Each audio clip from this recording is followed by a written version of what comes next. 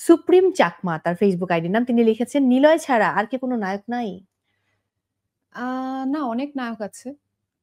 But উনি যেটা বুঝাতে চাইছে যে আমার বেশি কাজ নীলা এক্সাক্টলি। ভাইয়ার সঙ্গে কেন? এইটা আসলে ডিরেক্টররা ভালো বলতে পারবে। এটা আমি অনেক টক শোতেই হুম, বলেছি। হুম, হুম, সবারই হুম, একই হুম, হুম, প্রশ্ন বা আমার ফেসবুকেও আমি যখন কোনো পোস্ট করি তখনও এখানে এই প্রশ্নটা অনেক আসে। এটা আসলে হয় কি যে আমরা তো অ্যাক্টররা আমি তো নিজে প্রোডিউস করছি না। হুম। আমি হয়তো নিজে প্রোডিউস করলে তখন একেক জনের সঙ্গে আমি নিজে কি করব? কাস্ট করব। বাট যেহেতু এটা প্রোডিউসাররা প্রোডিউস করছে এবং ডিরেক্টরদের একটা চয়েস থাকে এবং আম যেহেতু আমাদের কাজগুলো মানুষ দেখে বেশি, সো প্রোডিউসারের তো অবশ্যই ওই জিনিসটা মাথায় থাকে যে একটা ভালো কাজ সঙ্গে, সঙ্গে আমার টাকাটা যেন উঠে আসে। সো হয়তো ওই জায়গা থেকে চিন্তা করে বা আমাদের একসঙ্গে কেমিস্ট্রি ভালো দেখেই হয়তো একসঙ্গে কাস্টিংটা বেশি করে। আর আমি পার্সোনালি খুব এনজয় করি নীলা ভাইয়ার সঙ্গে কাজ করতে। সবার সঙ্গেই কাজ আমার টুকটাক হয়েছে। মোশাররফ ভাইয়ের সঙ্গে কাজ করতে একেকজনের different aura, different, hmm, different hmm, hmm. Way of working. So আমার সবই এনজয় করি। আর নীলা ভাইয়ের সাথে একটু আ মজা বেশি হয় সেটে। মানে হাসাহাসি, আম ঝগড়াঝাটি এগুলো একটু বেশি হয়। সো ব আরো নায়ক তো আছে অবশ্যই হুম, নীলা ভাইয়া ছাড়া। ওকে। পরের প্রশ্ন। আহমদ সালমান লিখেছেন, "বিয়ে করবেন কবে?" এটা আমি আসলে জানি না। আল্লাহ যখন রেখেছে ভাগ্যে তখন হয়তো। ওকে। মোহাম্মদ ওমর লিখেছেন, "প্রিয় তারকা না, অপূর্বের সাথে আপনার কোন নাটক আসবে?" প্রশ্নবোধক। "আসলে ভালো লাগবে। আর ইত্যাদিতে গাওয়া গান খুব ভালো ছিল।" থ্যাংক ইউ সো তো কবে মাচ। নাটক আসছে? কার সঙ্গে? অপূর্ব ভাইয়ের সাথে।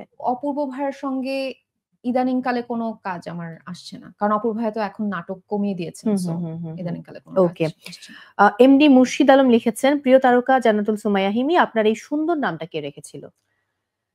আমার যতদূর মনে পড়ে আমার বাবা-মা মিলেই নামের বই কিনে এনেছিল এবং প্রত্যেকটা আলাদা, আলাদা অর্থ দেখে, দেখে নামটা রেখেছে। তবে তারা যখন রেখেছে তখন হিমি মানে খুব ঠান্ডা ওই হিসেবে রেখেছে। যেহেতু আমি অক্টোবরে হয়েছিলাম আর আমি আ বাচ্চা হিসেবে খুব ঠান্ডা হুম? মেজাজের ছিলাম। আসলেই? হ্যাঁ। দর্শক আমার সেটা মনে হয় না। অন স্ক্রিন শুধু আমি একটু মাথা গরম। বাট হ্যাঁ, এমনি আমি তো মাথা ঠান্ডা। তুমি তো আমি এতদিনে মজা তো করছি। তোমার I'm just kidding, I'm just kidding. So হয়তো অনেক ঠান্ডা এইটা ভেবেই নামটা রেখেছিল। বাট হিমি নামের পরে আরো অনেক অর্থ বেরিয়েছে Google এর মাধ্যমে। সো তো আমার খুব পছন্দের নাম রেখেছে তারা। আমার নিজের নামটা পছন্দ হয়েছে। বাট তারা আমার মনে হয় নামের বই দেখেই রেখেছে। ওকে। সালমান শাহ লিখেছেন, তার ফেসবুক আইডির নামই সালমান শাহ। তিনি হুম। লিখেছেন, "হিমি আপু, তোমাকে আমি ভালোবাসি। এবার তুমি রিপ্লাই দাও।" Thank you so much. আমিও আমার অডিয়েন্স সবাইকে ভালোবাসি। ওয়াও! সো পরের সেগমেন্টে যাবো। পরের সেগমেন্টে যাবার আগে আমার একটু জিজ্ঞাসা আছে। হুম, এই যে ছোটবেলায় তুমি যখন নজরুল সঙ্গীতে তালিম নিয়েছো, মানে হুম, ছায়ানটে এবং অনেক জায়গায় তুমি গান করেছো। হুম, সো ওই সময় থেকে এখন পর্যন্ত মাঝখানে কিন্তু একটা গানের লম্বা গ্যাপ। যেহেতু হুম, ইত্যাদির মাধ্যমে শুরুটা হলো, হুম। তুমি বলছিলে যে হ্যাঁ, মাঝে মধ্যে টুকটাক গাইবো। বাট এটা কি একদম নিয়ম করে গাওয়া হবে নাকি হয়তো শখের বশে গাইলে কোনটা? উম না আমার কাছে যদি মনে হয় যে ওরকম অপরচুনিটি আসছে প্লেব্যাক সিঙ্গার হিসেবে কেন না? বা আমি যদি মনে হয় যে না এই গানটা আমার আসছে। এখন আমার অভিনয় যেরকম প্রতিদিন আমার শুট থাকে, অবশ্যই গানের ব্যাপারটা ওরকম অত বেশি হবে না। বাট মাঝে মধ্যে যদি আমার ওরকম অপরচুনিটি আসে অবশ্যই করব।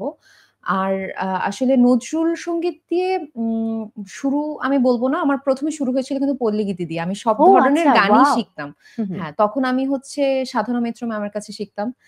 পল্লীগীতি, দেশাত্মবোধক বাচ্চারা যেটা হয় সব ধরনের গান শিখতে হয় এবং অনেক কম্পিটিশন করেছি।